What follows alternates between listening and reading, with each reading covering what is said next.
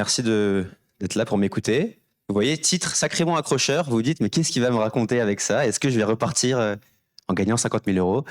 Alors, déjà, effectivement, qui suis-je pour aborder ce sujet?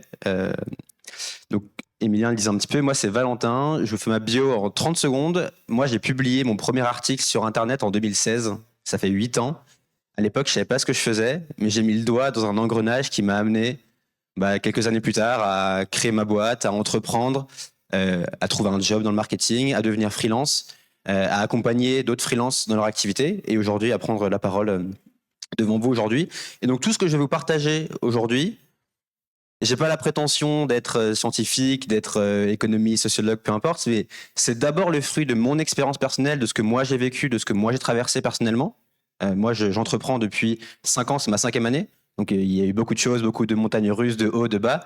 Et puis, c'est aussi ce que moi, j'observe auprès des freelances que j'ai la chance d'accompagner également. Je vois les mêmes schémas, les mêmes patterns toujours revenir. Et donc, j'ai eu envie de vous faire un petit condensé. Je vous préviens, il y a 100 slides. Ça va aller assez vite. Si vous voulez poser des questions, on pourra en parler après. Cette conférence, je l'ai pensée en priorité pour les personnes qui sont prestataires de services, freelance, consultant, ça peut prendre différents noms. Donc, vous avez un service que vous vendez à des clients qui vous payent en échange de ce service-là. Ce que je vais partager, donc c'est centré là-dessus, mais vous verrez qu'il y a plein de ponts avec d'autres types d'activités, d'autres types de parcours de vie. Moi, ce que j'ai identifié dans le développement d'une activité d'indépendant, donc là, je parle d'un chiffre d'affaires annuel, c'est que globalement, il y a 3 grands types de paliers par lesquels on traverse. Et chaque type de palier vient avec ses problématiques, ses enjeux et des besoins de choses à mettre en place pour les dépasser. Palier numéro 1 de 0 à 20 000 euros, ensuite de 20 000 à 50 000 et au-delà de 50 000 euros annuel de chiffre d'affaires. On n'est pas mensuel, on est annuel. Pourquoi est-ce que je parle de palier de chiffre d'affaires? Pas parce que votre valeur est égale à l'argent que vous générez, pas du tout, mais parce que ce que moi j'ai compris dans mon parcours personnel, c'est que quelque part le chiffre d'affaires que fait mon entreprise, c'est un reflet de mon développement personnel en tant qu'entrepreneur. Il y a une phrase que j'ai entendue, c'était il y a 1 an. Quand je l'ai entendue, je me suis dit wow, mais c'est exactement tout ce que j'ai vécu là depuis 3-4 ans, c'est que il n'y a pas de problème de business, il y a uniquement des problèmes d'état d'esprit d'entrepreneur.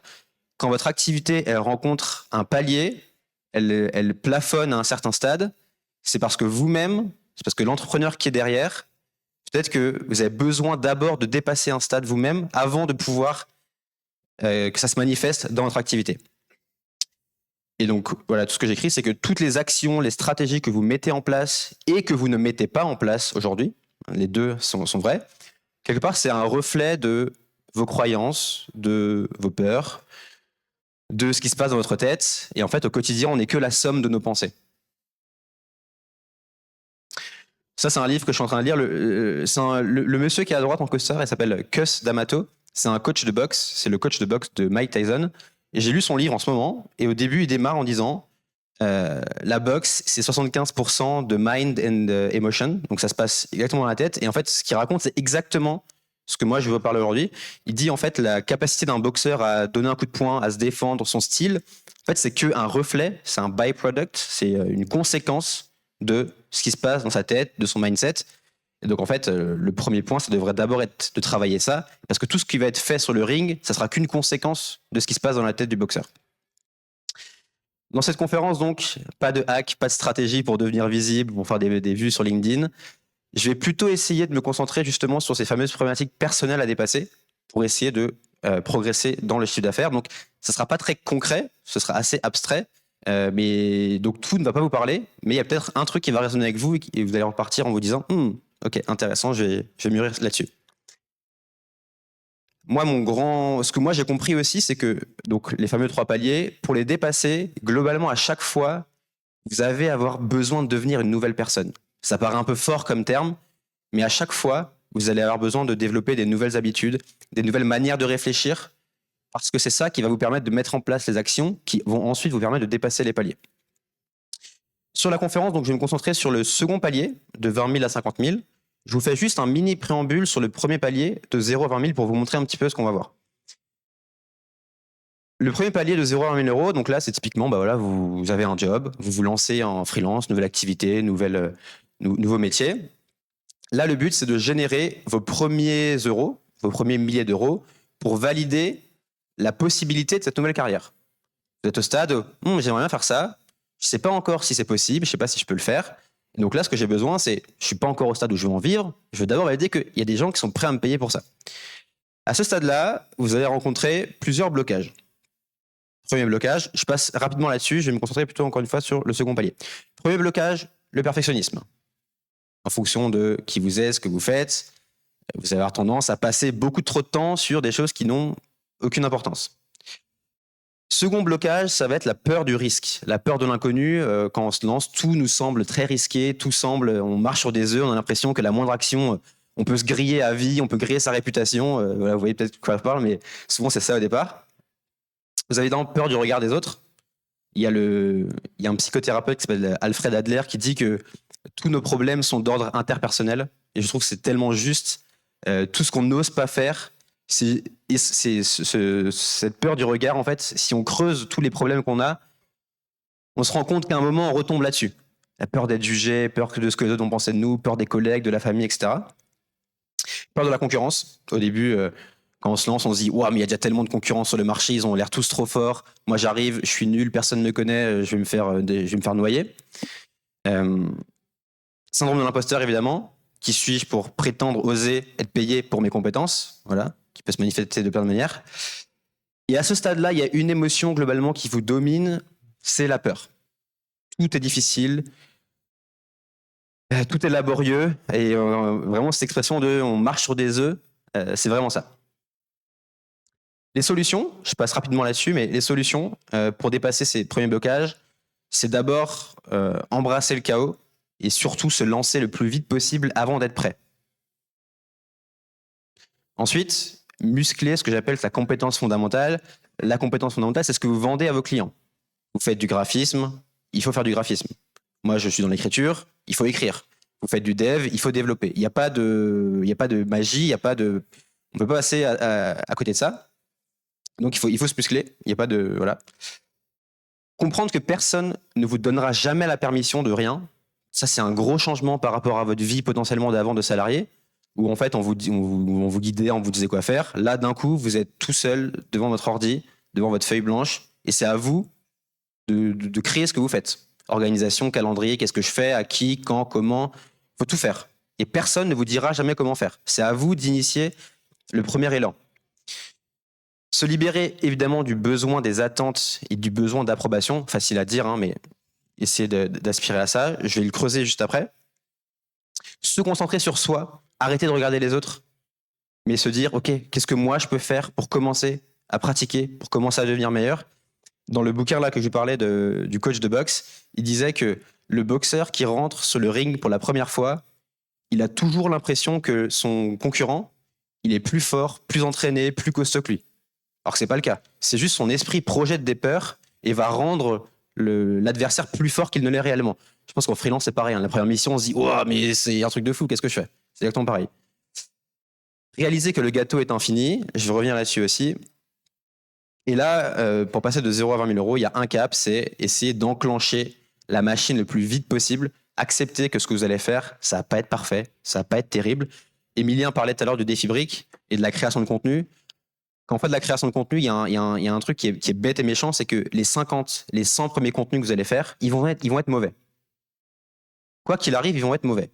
Et donc, ces 50 premiers contenus mauvais, vous pouvez mettre 2 ans à les faire, et à chaque fois, c'est laborieux, ça prend du temps, c'est un accouchement qui est très douloureux, ou alors vous pouvez les faire en 3 semaines.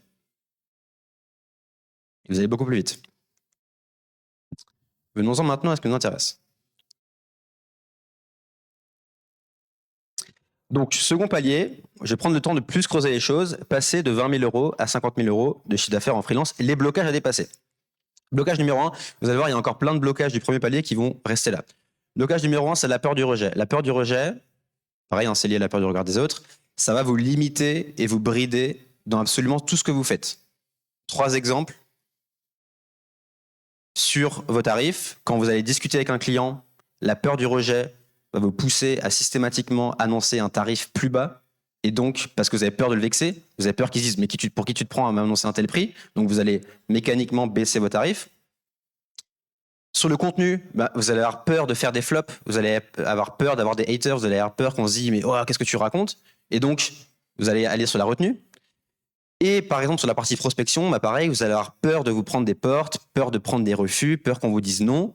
Et donc, pareil, vous allez être sur la retenue et sur la défensive et vous n'oserez pas faire ce qu'il faut pour que ça marche. Le second point, c'est toujours le syndrome de l'imposteur qui est toujours très présent. Comment il va se manifester? Encore une fois, dans tout ce que vous allez faire, vous allez avoir du mal à vous sentir légitime, ce qui va, pareil, ralentir tout ce que vous faites, ce qui va avoir tendance à minimiser, à freiner tout ce que vous faites. Point numéro 3, gros sujet, la relation à l'argent. Vous avez une relation émotionnelle à l'argent avec plein de croyances qui sont bien ancrées. La croyance la plus forte, je pense, quand on se lance, c'est « mais mes clients, ils iront toujours au moins cher. Donc moi, si je veux être compétitif, il faut que je sois le moins cher. » On le voit, hein, cette spirale de freelance qui tire les prix vers le bas. Ou des considérations de style « ah, mais ce prix, il est beaucoup trop élevé. Mais c'est indécent de demander ça pour cette prestation. » Voilà, une relation qui est émotionnelle à l'argent. Donc, vous allez encore une fois vous sous-vendre, tirer constamment vos prix vers le bas. Et donc, ce qui se passe, si vous le pouvez, c'est que vous allez compenser par un gros volume de travail. C'est-à-dire, OK, je vends pas cher, par contre, je dois vendre beaucoup. Et souvent, ce qui se passe, c'est que cette attitude permet de passer à 20 000 euros de chiffre d'affaires, mais pour aller plus haut, ça ne marchera pas. Parce que vous serez déjà blindé, vous aurez un calendrier plein, et vous n'aurez plus l'énergie, vous n'aurez plus le temps, la dispo dans votre semaine pour faire ce qu'il faut pour passer au-dessus. Point numéro 4, c'est le syndrome du bon élève. Là, pareil, ça rejoint un peu le perfectionnisme, mais c'est vous allez croire, c'est la croyance fondamentale qu'il existe des bonnes réponses. Et que tant que je n'ai pas cette bonne réponse, je ne peux pas faire la chose. Tant que je ne sais pas exactement la structure d'un post LinkedIn qui marche, je ne peux pas aller sur LinkedIn. Tant que je ne sais pas exactement comment ça marche pour définir mon prix, je ne définirai pas mon prix. Et ça va vous ralentir, encore une fois, vous freiner et vous faire prendre beaucoup de temps partout. Et ça va vous cantonner également à une posture d'exécutant. C'est-à-dire que vous allez avoir cette posture de dire « ah, mais moi, je ne sais pas ce que je fais, c'est mon client qui sait, et moi, je ne fais que ce que le client me dit de faire. » C'est bien jusqu'à un certain point, mais quand on veut progresser, typiquement au palier 2, de 20 à 50 000 euros de chiffre d'affaires, ça passe par se défaire de cette posture d'exécutant pour aller vers une posture plus de consultant. Je guide, je conseille mon client. Je suis là également, pas seulement pour me dire, pas pour qu'il me dise quoi faire, mais également pour moi lui dire quoi faire, avec mon expérience et mes compétences. Point numéro 5, c'est mon préféré. Ça, c'est la crise de sens. C'est tous les 6 mois. Moi, je l'ai souvent. Hein, tous les 6 mois, vous allez tout remettre en question. Tout le monde rigole. Là, je vois très bien. Vous voyez tous de quoi je parle. Vous allez vous lever un matin et vous dire « oh là là, mais qu'est-ce que je fais ? Je suis devenu fou à me lancer là-dedans. » Tout va vous sembler laborieux, tout va vous sembler difficile. Vous allez commencer à questionner le sens de ce que vous faites. « Ah, mais je suis pas utile. » Voilà, toutes ces considérations-là. Il y a ce schéma-là. Je crois qu'il y a un schéma, oui. Il y a ce schéma que je trouve mais incroyablement vrai. Quand on démarre dans une activité, donc vous voyez, il y a 2 axes. Il y a l'axe énergie à gauche, ça c'est votre énergie, et à droite, le temps, en bas, le temps. Quand on démarre, c'est la phase de l'optimisme naïf. On est tout feu, tout flamme, tout a l'air génial. Ah, ça y est, je vais être freelance, je vais trouver des clients, je vais bosser depuis chez moi, je vais bosser d'où je veux, je vais gagner de l'argent, je vais quitter mon taf. C'est génial. Optimisme naïf. Énergie à fond. On commence à avancer, au bout de 3 mois, au bout de 6 mois, on se rend compte, oula, pas si simple cette affaire-là. Hein. Il y a beaucoup de monde, voilà, faut vendre son temps, il faut prospecter, il faut trouver des clients. Et donc là, on rentre dans une phase du pessimisme éclairé. Je suis plus naïf, je me suis confronté à la réalité, je comprends ce que je vais devoir faire, et là, je me prends une claque. Je me dis, waouh, il y a tout ça, et j'y arriverai jamais. Et c'est là qu'intervient cette fameuse crise de sens où on va tout remettre en question. On va se dire, on va se demander, mais on va questionner son envie initiale de se lancer dans le freelancing. Et pourquoi j'ai fait ça ? J'étais bien avec mon salaire, à fermer mon ordi à 17h, et on va commencer à broyer du noir. Et c'est une spirale qui peut être assez négative. Et là, l'une des pistes, vous allez voir qu'il y a une autre piste, hein, c'est celle que je vais essayer de vous montrer après. L'une des pistes, c'est la piste du crash et de l'abandon, c'est j'arrête. Je jette l'éponge, je vais soit changer d'activité, soit je reprends un job, soit j'arrête juste ce que je fais. Ce qui est très vicieux à cette phase-là, c'est qu'il y a un truc qui arrive et qui s'appelle le syndrome de l'objet brillant. L'objet brillant, il va vous, dans la phase de la crise de sens, il va vous donner l'impression que ah mais finalement là le truc sur lequel tu t'es lancé, c'est pas génial. Par contre le truc du voisin là, ça c'est vraiment bien. Et donc il va vous donner l'impression que l'herbe elle est plus verte ailleurs et que vous avez juste choisi le mauvais précaré et qu'il y a un autre pré là-bas qui est beaucoup mieux. Ce syndrome de l'objet brillant, en fait, il va constamment vous tirer dans des directions différentes. Il va distraire votre attention, votre focus, ce qui va faire que vous ne parvenez pas à être régulier dans ce que vous faites, vous ne parvenez pas à être consistant, et ce qui fait que les choses n'avancent pas tellement. Et puis, vous allez sans cesse repartir de zéro si vous y succombez en vous disant « Ah, il me faut la formule, il me faut la bonne formule. » Et là, pour l'instant, je ne l'ai pas trouvée. Et là, ce qui se passe souvent, c'est quand on a la crise de sens, l'objet brillant, il nous fait repartir dans la phase de l'optimisme naïf. Ah, ça c'était nul, mais par contre ça là, ça c'est génial. Avant qu'on se rende compte que ça aussi c'est nul. Il y a aussi des aspects nuls. Vous voyez de quoi je parle, hein, je suis sûr, vous rigolez. Autre blocage, c'est la peur du positionnement. Alors ça c'est pareil, c'est très classique. La peur du positionnement, vous allez avoir peur de vous fermer des portes. Vous allez avoir peur de faire un choix, parce que le choix, on a peur de se dire « Ah, mais je veux pas être limité à ça », ou je ne veux pas faire que ça toute ma vie. Voilà, on a peur de se mettre dans une case.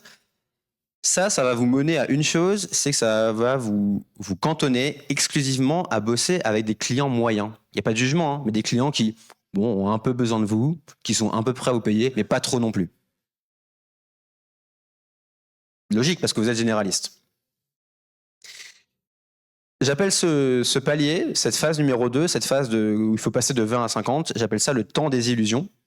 C'est-à-dire que vous êtes rempli de croyances sur ce que devrait être votre activité, sur ce que devrait être le freelancing, sur ce que devrait être ce que vous faites. Par exemple, les cas typiques, c'est « Ah, mais moi, j'ai juste envie de faire du graphisme, j'ai pas envie de faire la partie business. » Ok, mais là, du coup, tu es dans les illusions. Tu es dans l'illusion que tu peux avoir une activité sans gérer la partie business. Compliqué. Et donc, pour dépasser ce palier, vous avez besoin de faire voler en éclats ces illusions et ce que j'appelle apprendre à observer la réalité. Sortir de l'équation, sortir de ses préférences personnelles et de son jugement personnel pour se dire « Ok, de quoi a besoin le marché? Qu'est-ce qui marche? Qu'est-ce qui fonctionne? Et comment est-ce que moi, je peux être le vecteur de ça? Que veulent mes clients et comment je peux être le vecteur de ça ?» L'autre cas typique, hein, c'est « Ah, mais moi, je veux bosser avec des tout petits et les aider. » En occultant le fait que ces gens-là, ils n'ont peut-être pas forcément de besoin, peut-être pas forcément de budget, et on peut vite se casser la tête à travailler là-dessus. Maintenant, les bonnes nouvelles. Les solutions pour essayer de dépasser ces blocages-là. Teasing verre d'eau avant la suite. Point numéro 1, c'est l'importance du focus. Encore une fois, je pense que je ne vais rien vous dire de révolutionnaire, mais vous allez voir que articuler comme ça par rapport au blocage, ça peut faire du sens. Le focus, ce que ça veut dire, c'est votre capacité à dédier vos ressources. Vos ressources, quand vous êtes au stade 20, 50 000, c'est attention, temps, énergie, force de travail, à une seule chose. Et moi, je suis toujours surpris de voir à quel point, en freelance, on peut aller très loin avec une offre pensée pour une cible et qu'on va vendre avec un canal de vente. Oui, il y a une vilaine faute là, désolé, avec un canal de vente. Mais qu'est-ce qui se passe? C'est tellement simple de dire ça que ça paraît presque insultant. Mais évidemment que si j'ai qu'une seule offre, je vais y réussir. Mais en fait, souvent, ce que moi je vois, c'est que si on n'y arrive pas, c'est parce qu'on veut constamment ajouter de la complexité. Ah, mais moi, je veux avoir 2 produits, en fait. Ah, mais moi, en fait, j'aimerais bien avoir 3 cibles. Ah, mais moi, je veux avoir ça et ça. Ok, c'est-à-dire que tes ressources, tu vas les disperser dans autant de directions différentes, et donc ça va te prendre d'autant plus de temps. Le focus, ça veut également dire l'intensité. En freelance, il y a un truc qui est bête et méchant aussi, c'est que tant que vous n'êtes pas rentable, il y a un sablier qui s'égrène au-dessus de votre tête. Et à un moment, ça s'arrête. C'est la réalité. Je disais, apprendre c'est la réalité, il y a aussi ça. Et donc, l'un des sentiments qui est très sain à avoir, alors qui peut devenir aussi une contrainte, mais qui est sain, c'est être animé par une forme d'urgence quotidienne de « il faut que j'avance ». Il faut que j'avance, il ne faut pas que je me laisse freiner par des questions futiles, il ne faut pas que je me laisse freiner par des considérations qui ne vont pas me faire avancer.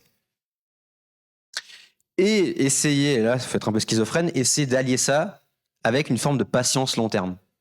je fais tout ce que je peux pour avancer le plus vite à court terme, et en même temps, j'accepte que ça prenne du temps à long terme, et je me détache des résultats à court terme de ce que je peux avoir. Je pense que moi, je connais bien Thomas, je connais un petit peu Flavie. Tous les gens que vous voyez aujourd'hui prendre la parole dans ce genre d'événement, ils sont là depuis 4 ans, 5 ans. Et ça met peut-être 1 an, 2 ans, 3 ans avant de vraiment lancer la machine. Je vous disais, j'ai commencé à écrire en 2016.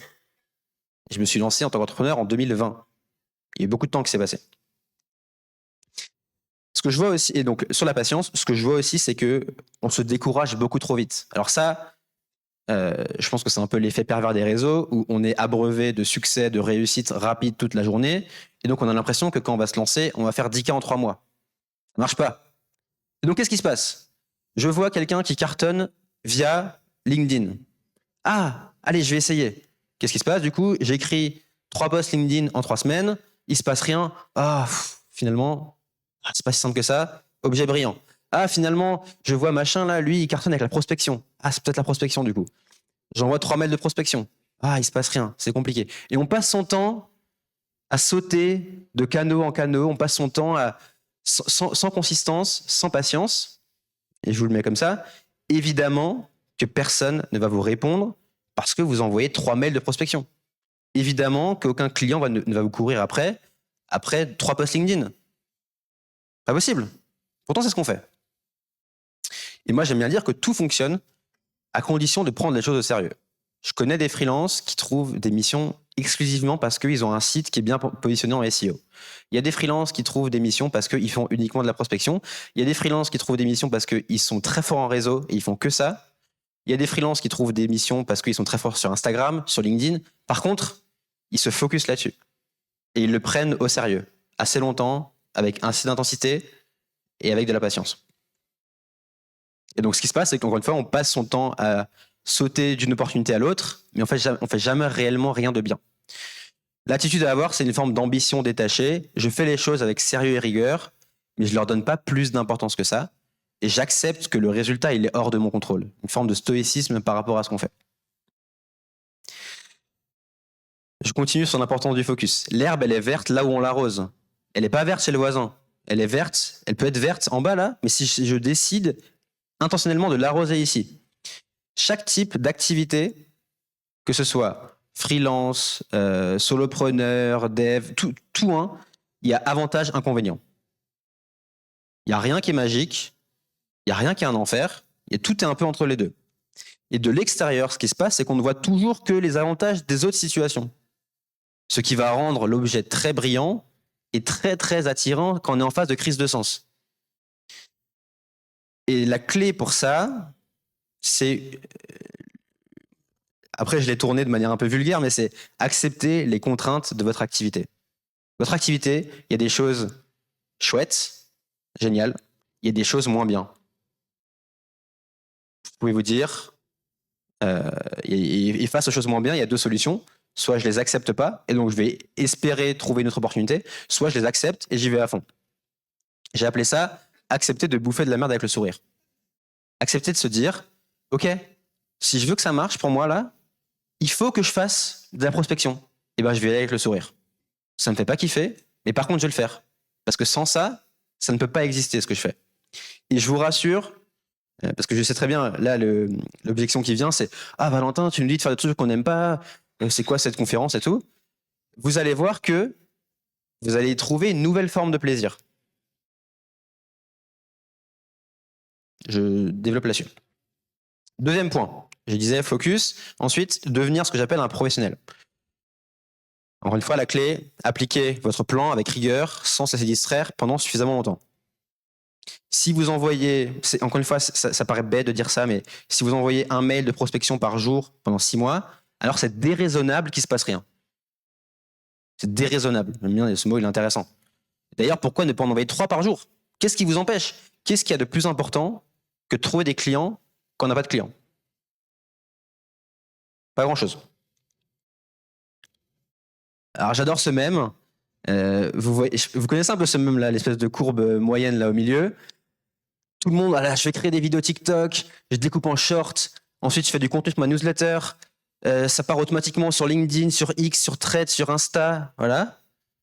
peut vite se perdre là-dedans. On peut vite être partout, on dilue son attention, on dilue son énergie, alors qu'en fait, ça peut être très simple. Je choisis un canal et j'y vais à fond. Et ceux qui ont des résultats, souvent, ils sont dans la deuxième option. Devenir un professionnel, ça veut dire faire ce que l'on sait devoir faire, même quand on n'a pas vraiment envie de le faire. Ça veut dire accepter de traiter cette activité comme un hobby. Ne plus se dire « Ah, c'est un petit truc là que je fais. Ouais, je suis un peu rédacteur, je fais un peu des missions en parallèle. Oui, je fais un peu des missions en dev. » Au début, ok. Mais après, il faut le traiter comme un vrai job. Et encore une fois, dans un vrai job, on n'aime pas tout ce qu'on fait à 100%. C'est illusoire, ça n'existe pas. Et donc, encore une fois, voilà, se détacher des illusions, apprendre à observer que demande de faire ce type d'activité. Et est-ce que moi, je peux être cette personne qui va faire ça? Vous allez voir que les obstacles, ça ne rend l'aventure que plus belle. Et surtout, je vous disais, vous allez développer une nouvelle forme de plaisir, c'est le plaisir dans la répétition et le plaisir dans le fait de faire des choses inconfortables, le fameux goût de l'effort. Et vous allez voir que la discipline libère et vous simplifie la vie. Moi, histoire personnelle par rapport à ça, ça fait 6 ans que je sais que je dois m'investir sérieusement en SEO. Je ne l'ai pas fait parce que je me racontais plein d'histoires de « Ah, mais j'ai pas envie de faire ça. Ah, mais ce type d'article, ça m'embête un peu de les écrire, etc. » Je préfère écrire d'autres types de contenus. Je me raconte des histoires. Et il y a 2 ans, j'ai décidé de vraiment me mettre au SEO et ça a été ma meilleure décision. Au début, c'était un peu inconfortable. Et en fait, aujourd'hui, je vois que j'ai débloqué cette forme de plaisir qui est ok, en fait, j'ai identifié la stratégie, je l'applique et je me pose pas de questions. Je me demande même pas si j'ai envie de le faire, en fait. Je vous remonte le schéma. Donc, optimisme naïf, pessimisme éclairé, crise de sens. Là, c'est un peu la croisée des chemins. Soit vous crachez parce que vous avez vu une nouvelle opportunité brillante et vous avez un espèce de cercle sans fin. Soit vous rentrez dans la phase de l'optimisme éclairé. Donc, éclairé dans le sens où, ah, ça y est, j'ai compris ce que demande mon activité. Je ne suis plus dans les illusions, mais je comprends ce que demande la réalité de moi. Je dis pas que c'est simple. Par contre, j'ai compris. Et j'y vais avec optimisme. J'y vais avec cette envie de bouffer de la merde. Ensuite, numéro 3, se muscler. Ça, c'est une constante partout, mais continuez à pratiquer votre compétence fondamentale tous les jours. Il n'y a pas de date de fin, il n'y a pas de ligne d'arrivée. On croit souvent, ah, vas-y, je vais écrire pendant 3 mois et après, c'est bon, j'aurai terminé. Non, c'est toute la vie, en fait. C'est pas toute la vie, mais c'est une pratique long terme. C'est pas l'affaire de quelques semaines ou de quelques mois. Et parce que ce que permet de pratiquer votre compétence, ça débloque la confiance en soi. Et moi, je parle d'écriture. Si vous voulez être confiant en écriture, il n'y a pas d'autre remède que d'écrire beaucoup et de développer des preuves de votre compétence. Je crois qu'il y a une citation. Oui. Bon, c'est long, je vous le passe la moitié, mais donc toujours ce gars-là, il dit la confiance dans votre capacité peut être développée en construisant assez d'expériences positives dans votre activité. À force de répéter le même truc, le même geste, la même habitude, à un moment, vous allez forcément devenir bon, en fait. Et ça paraît bête, mais on a besoin de l'entendre. Et pour moi, c'est comme ça qu'on fait éclater le syndrome de l'imposteur. Le syndrome de l'imposteur, c'est un sentiment très sain qui nous fait dire que bon, tu peux le faire, mais tu as encore des progrès à faire.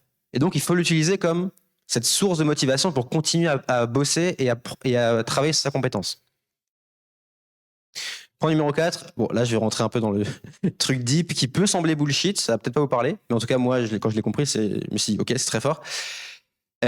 Souvent ce qui se passe, c'est que on a une forme de mindset de rareté qui va nous pousser à raisonner en termes de jeu fini. Ah, si je rate mon projet là, je vais tout perdre. Si je trouve pas de client, je vais devoir retrouver un job. Si mon email de prospection il reste sans réponse, c'est un échec. Qu'est-ce qui se passe quand on se dit ça? Quand on se dit ça, on raisonne noir ou blanc, échec ou défaite, et en fait, tout devient plus compliqué. On crée beaucoup de pression, on crée beaucoup d'anxiété, et encore une fois, ça va paralyser, ça va nous ralentir dans le fait de faire ce qu'on sait devoir faire. La bonne approche, c'est mindset d'abondance, c'est de dire que, en fait, quand on y réfléchit, il y a des échecs que si on jette l'éponge. Et encore une fois, je reviens à ce truc de quel horizon de temps on se fixe. Si on se dit, dans 3 mois, il faut absolument que je trouve un client, que je fasse du chiffre d'affaires, que je vive mon activité. On se met une sacrée pression. On se met une grosse pression, et encore une fois, ça peut vite nous ralentir, nous paralyser. À l'inverse, s'il dit, c'est pas l'affaire de 3 mois, par contre, c'est peut-être l'affaire de 6 mois, 9 mois, 12 mois, d'un coup, ça devient plus respirable. Et qu'est-ce qui se passe quand on a un horizon de temps qui est trop rapproché? C'est qu'on va chercher des raccourcis. On va chercher à mettre en place des petites techniques pour nous faire gagner du temps. Sauf que souvent, c'est contre-productif et ça va nous coûter plus de temps après à rattraper. Donc, faisons les choses bien tout de suite, prenons le temps de faire les choses. Vous allez voir que c'est ça la bonne approche. Et puis, ce truc bête, bateau, qu'on répète tout le temps, les poncifs du dev perso, mais l'échec, c'est important parce que ça vous rapproche de la bonne formule, si vous le voyez comme ça. Un échec, en soi, c'est neutre. Vous pouvez vous dire, oh là là, mon client ne me répond pas, c'est-à-dire qu'il m'aime pas, il veut pas me voir et je le dérange. Vous pouvez vous dire ça, ou vous pouvez vous dire, il me répond pas, ça veut dire que j'ai pas encore trouvé la bonne approche pour le demander de me répondre. Même événement, tout dépend de comment vous l'observez. Voilà, je vous ai mis ça. Votre mail de prospection reste sans réponse, c'est génial. Vous avez été discipliné et rigoureux pour renvoyer votre email. Vous avez fait ce que vous savez devoir faire. Vous avez fait l'effort de comprendre ce prospect pour essayer de voir de quoi il a besoin. Super exercice pour progresser. Vous avez dépassé votre peur du rejet. Génial. Et vous vous entraînez votre technique d'écriture de mail de prospection. C'est que du positif. Et la réponse du client, c'est que la cerise sur le gâteau, en fait. La vraie récompense, ça fait tellement phrase de gourou, mais c'est tellement vrai. La vraie récompense, c'est la nouvelle personne que vous devenez quand vous faisiez ça. The reward is the work. La récompense, c'est tout ça, en fait. C'est pas le prospect qui vous répond, qui vous donne du chiffre d'affaires et qui accepte un call avec vous. C'est tout ça, en fait. Et quand vous progressez là-dedans, le résultat, ça va être qu'une conséquence, en fait, de tout ça. Et voilà, une fois qu'on comprend ça, on comprend que le jeu, en fait, il est infini et il devient oser itérer, oser se tromper très vite, parce que c'est ça qui nous rapproche de la bonne formule.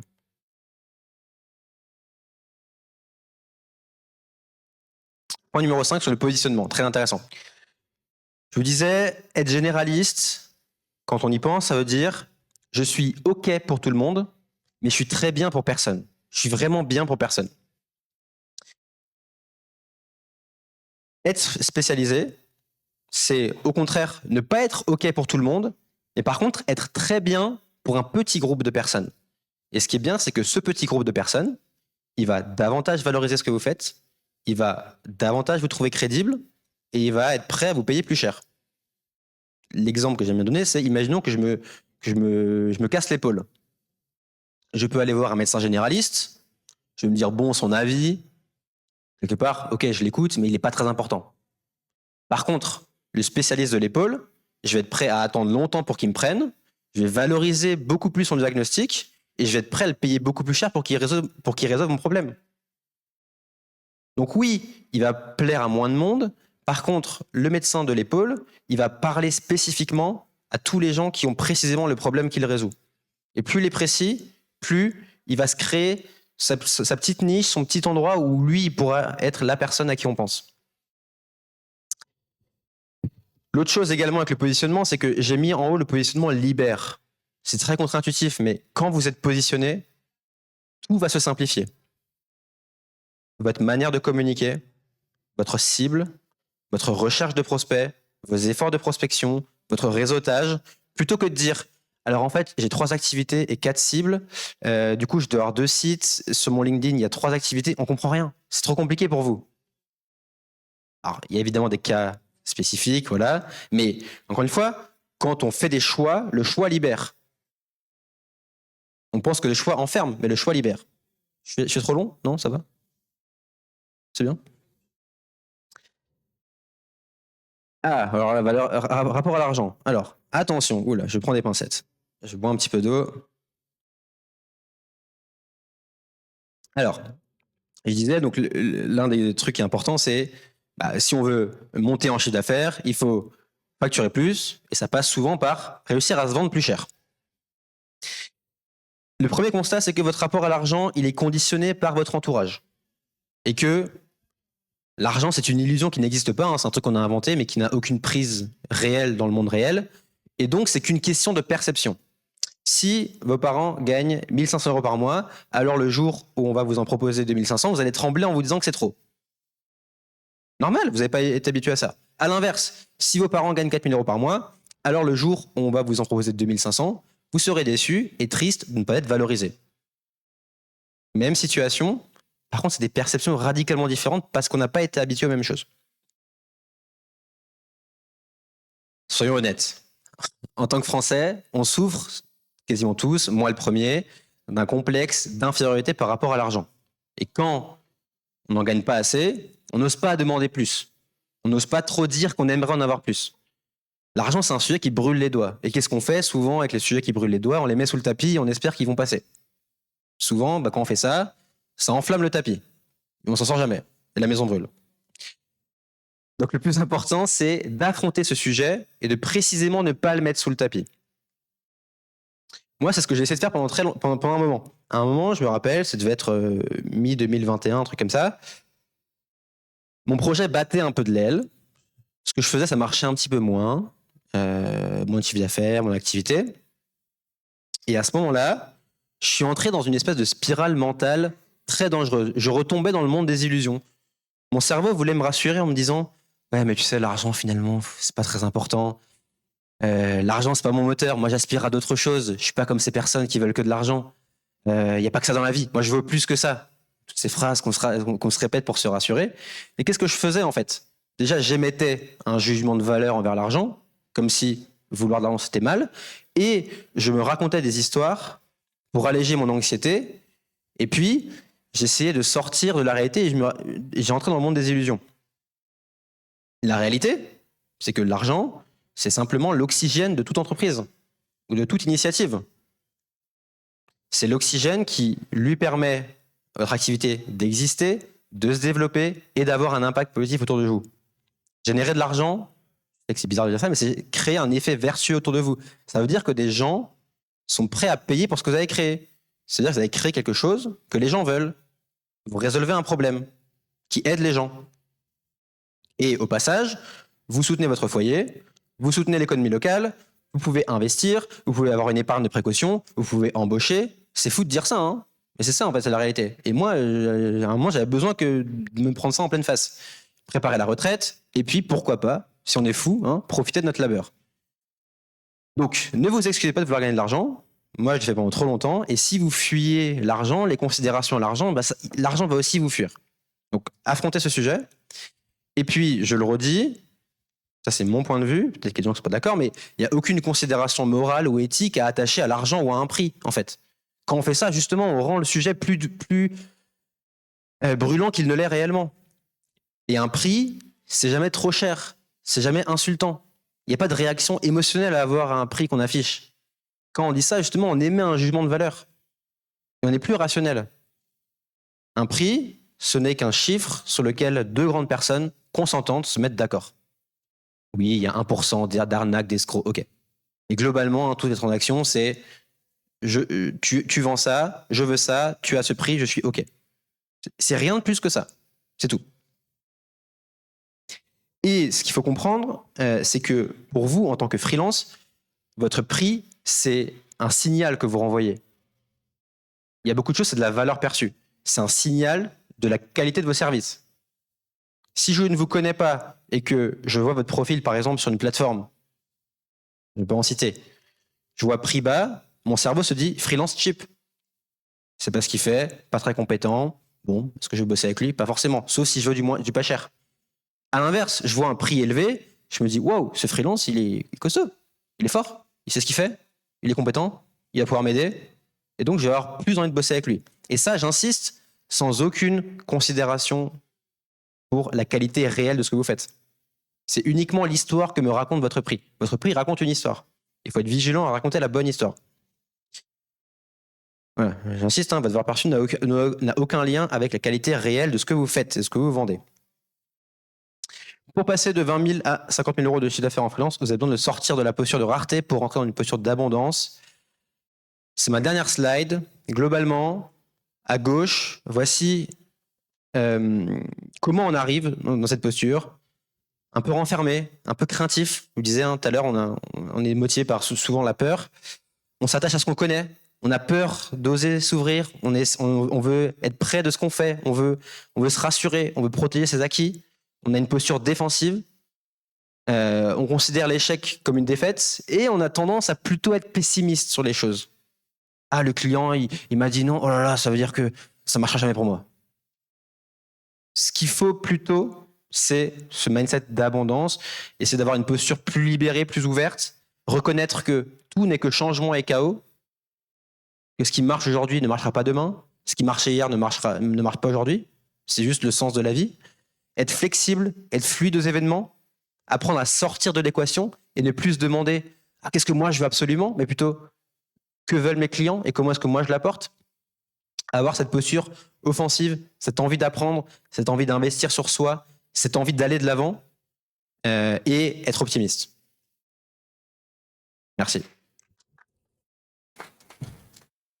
Je fais le petit instant promo, évidemment, vous en doutez.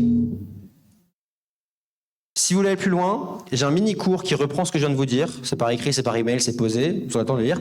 Et surtout, tout ce que je viens de vous dire, c'est tiré d'un livre que j'ai écrit qui s'appelle Courage, illusion, sagesse.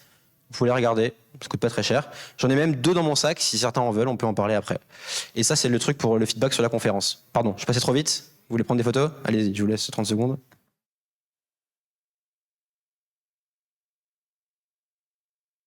Est-ce que vous avez des questions?